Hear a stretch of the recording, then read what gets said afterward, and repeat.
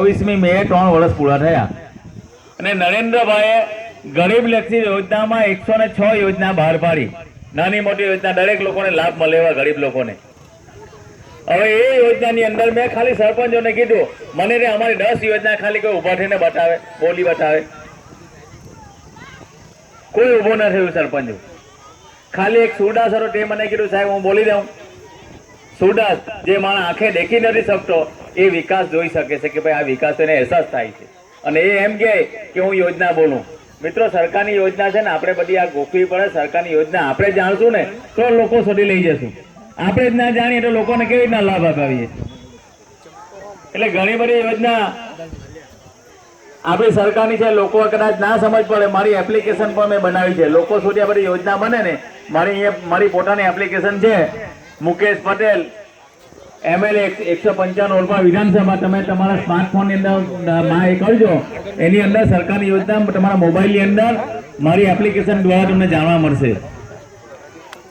નરેન્દ્રભાઈ જ્યાંથી ગરીબ લોકોનો હાથ પકડો છે। પહેલા એમ કહેવાતું હતું ભાઈ આઝાદી કોને અપાવી, તો લોકોને મગજમાં એવું ભાઈ કોંગ્રેસે જ આઝાદી અપાવી। ભલે શહીદ લોકો શહીદ થઈ ગયા બધા તો એના કોઈ નહીં, પણ આઝાદી લોકોના મગજમાં એવું હતું કે આઝાદી કોંગ્રેસે અપાવી।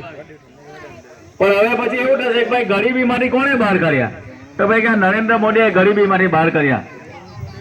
આજે જનધન યોજના 0 બેલેન્સથી આ બધા હલપતિ લોકોનું ખાતું ખોલવું। કેટલા લોકોનું ખાતું ખોલે હાથ ઊંચા કરજો।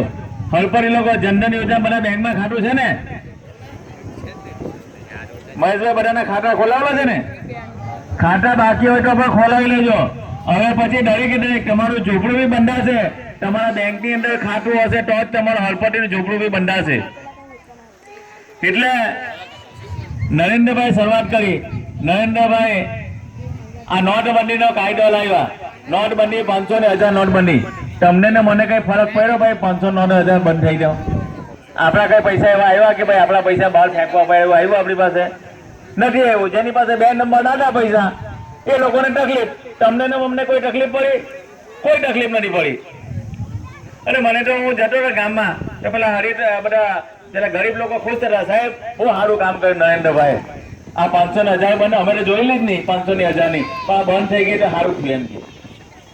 બિહારની અંદર બધા તમામ જેની પાસે પૈસા હતા એ બધા નાના નાના જનધનના ખાતા હતા, એમાં લાખો રૂપિયા નાખી ગયા। આજે જ અંદર કોઈ પેપર વાંચતું હશે તો પેપરની અંદર જે લખેલું કે પાણીપુરી વાળો કોઈ લારી વાળો હતો પાણીપુરીને, એની ખાતાની અંદર કોઈ 17 કરોડ રૂપિયા જમા કરાવી ગયું। વિચાર કરો આ બિહારની અંદર। એટલે બધા લોકોની અંદર નરેન્દ્રભાઈ કીધું ભાઈ તમારા ગરીબના ખાતામાં જે જમા કરાવી ગયા પણ તમે પાછા આપતા જ નહીં લોકોને। આ બિહાર ને ઉત્તર પ્રદેશ આપજો, કોઈને નહીં આપ્યા, બધા લઈ લેજો। તમે નરેન્દ્રભાઈ કીધું લઈ લેજો ને કોઈ તમારી પાસે માગવા આવે તો મને કહેજો।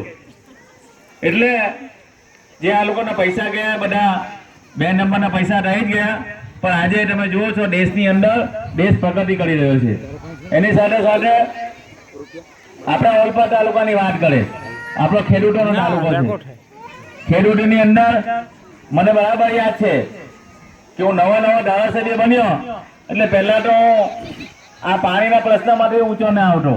મને તરત જ પાણીની કેનાલ ચાલુ થાય એટલે ફોન આવે, મુકેશભાઈ તમારા પાણીમાં તમારામાં કઈ લેવાનું નહીં। પેલા અંકલેશ્વરના ધારાસભ્ય પાણી લઈ ગયા, મળતા પાણી આવ્યું નહીં। આપણા ઓલપાડમાં મને બહુ બધાના ફોન આવતા હતા।